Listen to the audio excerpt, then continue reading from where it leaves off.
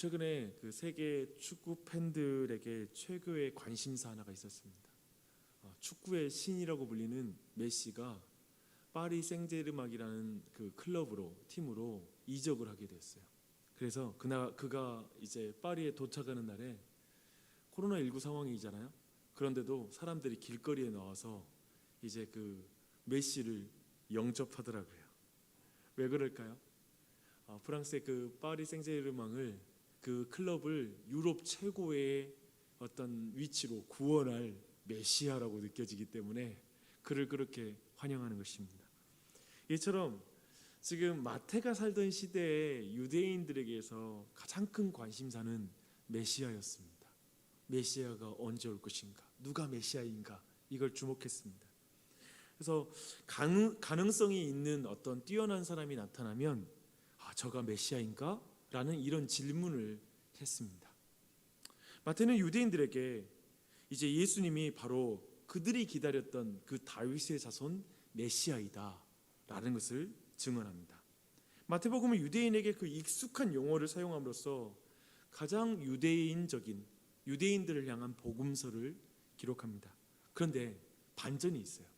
어제 우리가 족보에서 본 것처럼 다윗 왕의 명성에 도움이 되지 않는 비윤리적인 다말, 부정한 라합, 그리고 소망이 없는 룻, 햇사람 우리아의 아내 밧세바를 등장시킵니다. 특별히 밧세바는 다윗 왕의 명성에 흠을 기억나게 하는 그런 부정한 여인이라기보다는 어떤 그런 기억을 떠올리게 만드는 다윗의 실패를 기억나게 만드는 그런 여인입니다. 그래서 굉장히 어떤 의미에서 반유대적인 내용을 다루고 있습니다. 2장에 봐도 그게 나와요. 예수님의 탄생을 기뻐하면서 영접하는 사람은 유대인들이 아니라 동방에서 온 점성술사들입니다. 그래서 마태복음 내내 이런 내용, 반유대적인 내용, 즉 유대의 지도자들에 대한 지적들이 굉장히 많이 나옵니다. 또 이런 의미에서 마태는 예수님을 유대인의 왕으로 소개하기는 시작하지만 결국 모든 민족의 왕이라는 것을 시종 강조하여 보여주고 있는 선교적인 그런 복음서입니다. 그리고 마태는 예수님을 왕으로 모신 하나님 나라의 백성으로서 어떻게 살아야 하는지를 이제 5장부터 내일 말씀 가운데 여러분 살펴보게 될 것입니다. 여러분 생각해 보십시오. 우리를 포함해서 유대인들이 예수님이 기다려온 왕이다, 메시아이다, 구원자이다라는 것을 인정하고 그 백성으로서의 합당한 삶을 살기 위해 그 사이에 필요한 게 뭘까요? 3장 1절에서 세례 요한이 이렇게 말하고 있습니다. 회개하라, 천국이 가까이 왔느니라. 회개해야 됩니다. 이 말을 이렇게 바꿀 수가 있습니다. 메시아가 오셨다, 참된 왕이 하셨다, 그분을 영접해라. 내 스스로가 너의 왕자에서 내려와서 그 자리에 예수님을 영접해라. 이게 바로 회개하라, 천국이 가까이 왔다라는 말씀입니다. 지금 이 말씀을 전하는 세례 요한은 유대인들에게 매우 매력적인 배경을 가진 그런 사람이었습니다. 그는 제사장 가문에 속한 그런 사람이었습니다. 더하여 그의 모습도 매우 신비감을 주는 그런 모습을 가지고 있었습니다. 광야에서 낙타털옷을 입고 가죽띠를 띠고 메뚜기와 석청을 입는 매우 어떤 신비롭고 영적인 모습을 가지고 있었습니다. 그리고 그런 사역을 했어요. 누군가는 그때로부터 700여 년 전에 활동한 이사야가 말했던 광야에서 외치는 소리, 곧 주의 길을 준비하며 그가 오는 길을 곧게 하라 라는 이 메시지를 전하는 그 광야에서 외치는 소리가 바로 세례 요한이 아닐까라고 생각하는 사람이 그 당시에 있었을 것입니다. 다른 복음서를 보면 좀 더 나아가요. 세례 요한을 보면서 이 사람이 메시아가 아닌가라고 이렇게 오해하고 그것을 질문하는 사람들이 있었습니다. 이제 이 세례 요한은 요단강에서 회개의 세례를 전파하고 세례를 베푸는 사역을 합니다. 많은 유대인들이 광야에 있는 요한을 찾아왔다고 말합니다. 그리고 오늘 본문에 보니까요, 급기야 많은 바리새인과 많은 사두개인들까지도 이 세례 요한을 보기 위해서 찾아옵니다. 왜 왔을까요? 그들이 참으로 회개를 받아야 될 죄인이야 라고 생각하고 회개의 세례를 받기 위해서 그 자리에 왔을까요? 세례요한은 이것에 대해서 부정적으로 말합니다. 이렇게 말합니다. 독사의 자식들아. 우리말로 다른 욕이 있잖아요. 근데 이 독사의 자식들아 라는 말은 정말 거친 욕이죠. 왜 이렇게 험한 욕을 할까요? 왜냐하면 그들이 착각하고 있기 때문에 그렇습니다. 그들이 거짓된 확신 속에 있기 때문에 그 착각과 거짓된 확신을 깨뜨려 주려고 이렇게 강한 욕을 하고 있습니다. 지난 주일에 살폈던 야고보의 거친 표현과 비슷합니다. 야고보는 회개에 합당한 열매를 맺지 못하는 사람들을 향하여 사단이라고 말하죠. 사탄이라고 말하죠. 그런데 이제 지난 주일 메시지와 동일한 내용들을 또 이어져서 말하거든요. 한번 보십시오. 세례요한은 그들의 착각을 깨뜨리는 말을 합니다. 8절을 보십시오. 회개에 합당한 열매를 맺으라 라고 이렇게 말하고 있습니다. 이어서 그들의 거짓된 확신을 깨뜨리는 말을 합니다. 속으로 아브라함이 우리의 조상이라고 생각하지 말아라. 내가 너희에게 이르노니 하나님이 능히 이 돌들로도 아브라함의 자손을 만들 것이다 라고 이렇게 말하고 있습니다. 바리새인들은 스스로 자신들의 혈통이 우리가 육신적으로 아브라함의 자손이라고 주장하면서 정작 회개에 합당한 열매를 맺지는 않습니다. 합당한 삶, 아브라함의 자손으로서 합당한 삶은 살지 않는 거예요. 주장과 사실이 분리가 된 것입니다. 착각을 하고 있는 것입니다. 거짓된 확신 가운데 잡혀 있는 것입니다. 이것을 7장에서 좀 더 자세하게 말하고 있습니다. 이러므로 그들의 열매로 그들을 알리라. 나더러 주여 주여 하는 자마다 천국에 들어갈 것이 아니요 다만 하늘에 계신 내 아버지의 뜻대로 행하는 자라야 들어갈 것이니라 라고 말하고 있습니다. 이렇게 보면 세례요한이 그들에게 거치게 말한 첫 번째 이유가 분명해지죠. 그들은 회개의 세례가 필요 없는 의인이라고 스스로 생각하는 거예요. 나는 아브라함의 자손이다. 그러니 나는 정말 하나님 나라에 들어가기 합당한, 나는 이미 천국 백성이야 라고 자신하고 있습니다. 그들은 그러나 실상은 뭐냐면 그들은 회칠한 무덤이었다고 성경은 말하죠. 겉모양으로는 그럴듯해 보이는데 그 안에서는 시체가 썩어가는 죽은 믿음이다. 행함이 없는 믿음은 죽은 믿음이다 라고 이렇게 평가하고 있는 것입니다. 그렇다면 그들은 왜 세례요한을 찾아온 것일까요? 이어서 세례요한은 바리새인들과 서기관들이 왜 찾아왔는지 알고 있어요. 그들이 세례요한이 메시아가 아닌가 묻기 위해 찾아왔거든요. 그들에게 이렇게 대답합니다. 나는 그리스도가 아닙니다. 나는 능력에 있어서 그분과 비교할 수가 없습니다. 저는 그분의 신을 드는 노예가 되는 것도 감당하지 못할 사람입니다. 이 예를 들어보겠습니다. 나는 당신들을 회개하게 하기 위해 물로 세례를 줍니다. 하지만 그분은 성령과 불로 회개의 세례를 베풀 것입니다. 이렇게 말합니다. 이렇게 진짜 세례가 필요한 바리새인과 서기관들은 착각과 거짓 확신 속에서 결국 세례를 받지 않습니다. 세례를 받지 않고 돌아가요. 세례 요한의 마음이 얼마나 아팠겠습니까? 그렇죠. 그런데 이제 13절부터 또 다른 일이 벌어져요. 13절부터 세례 요한을 더 큰 충격에 몰아넣는 일이 벌어집니다. 예수님이 세례 요한에게 오신 것도 과분한 일인데 이제 세례 요한에게 죄가 없으신 예수님이 세례를 받겠다라고 나서신 것입니다. 얼마나 당혹스럽겠어요. 그래서 세례 요한은 예수님이 누구신지 알기 때문에, 그리고 그 예수님 앞에 자신이 죄인이라는 것을 알기 때문에 합당한 행동을 교정해서 예수님께 제시합니다. 이렇게 말하는 거죠. 아니, 예수님께서 왜 제게 오십니까? 제가 예수님께 가야죠. 아니, 왜 예수님이 제게 세례를 받습니까? 예수님이 저에게 세례를 베푸셔야죠 라고 말합니다. 그것이 합당합니다 라고 말하는 것이죠. 그래서 예수님은 그의 말을 다시 교정해 줍니다. 이제 허락하라.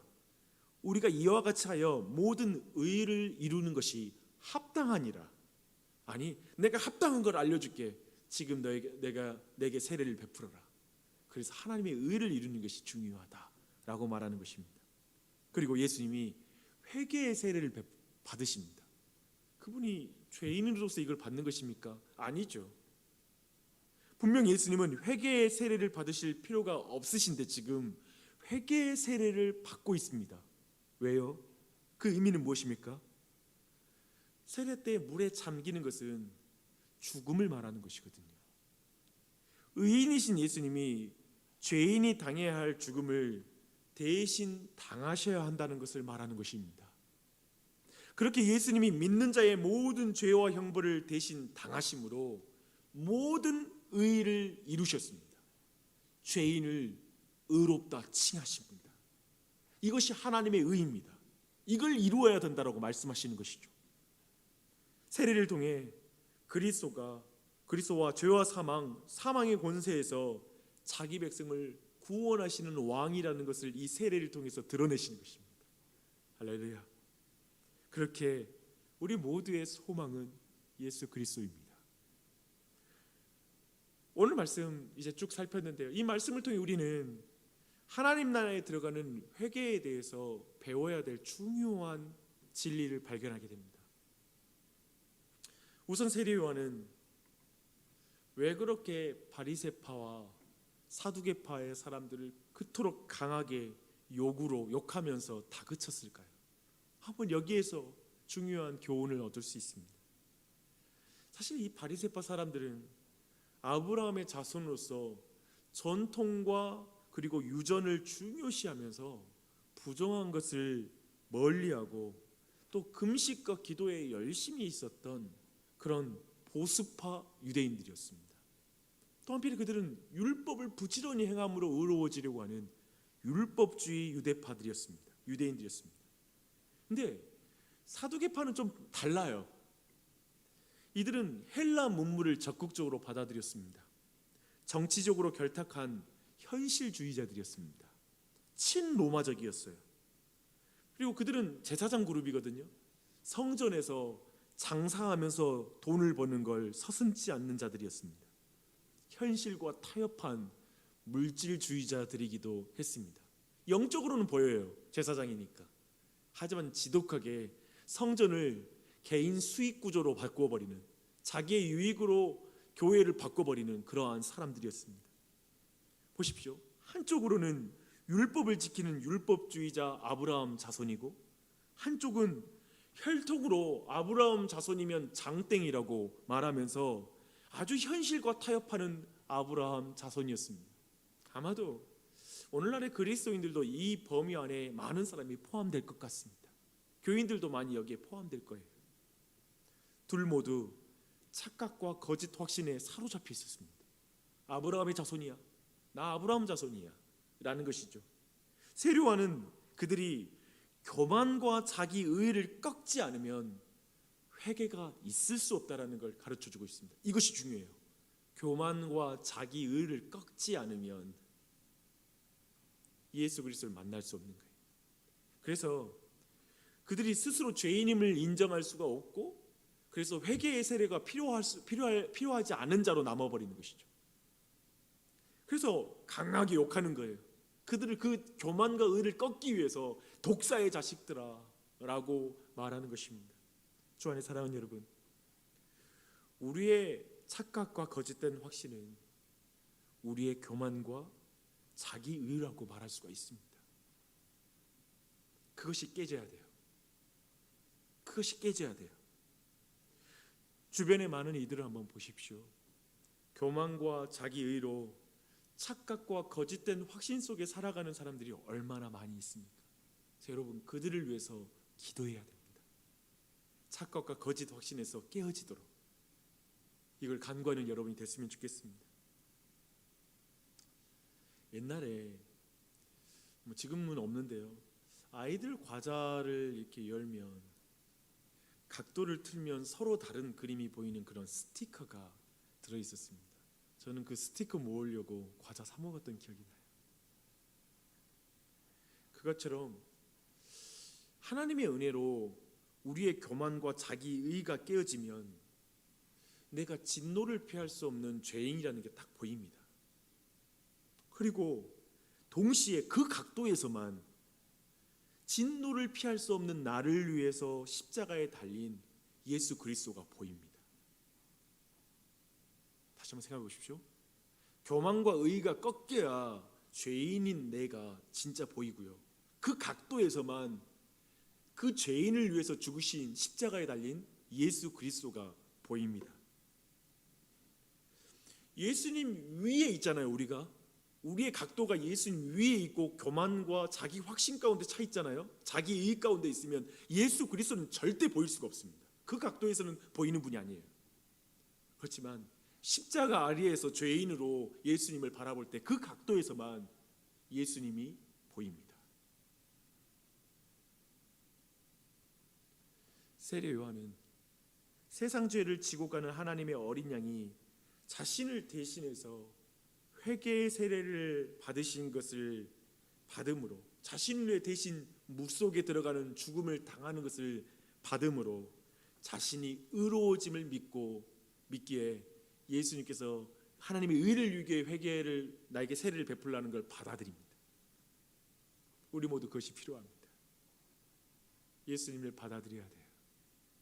날 위해 대신 세례를 받은, 대신 물속에 들어가신, 죽음 가운데 들어가신 그 예수 그리스도를 받아들여야 됩니다.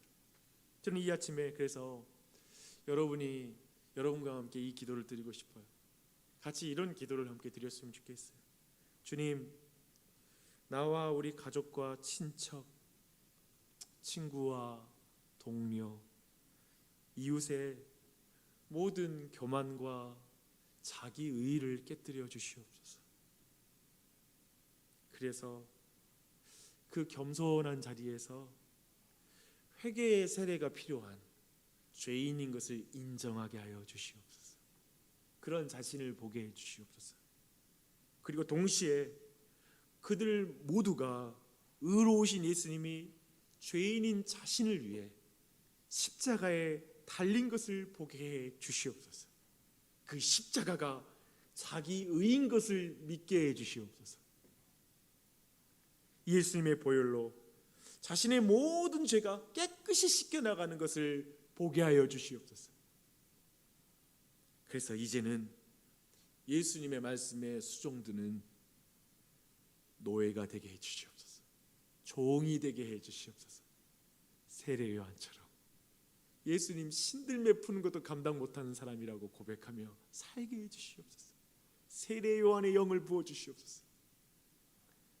하나님의 사랑을 알아 행함과 진실함으로 이웃을 사랑하는 하나님의 백성 되게 해 주시옵소서.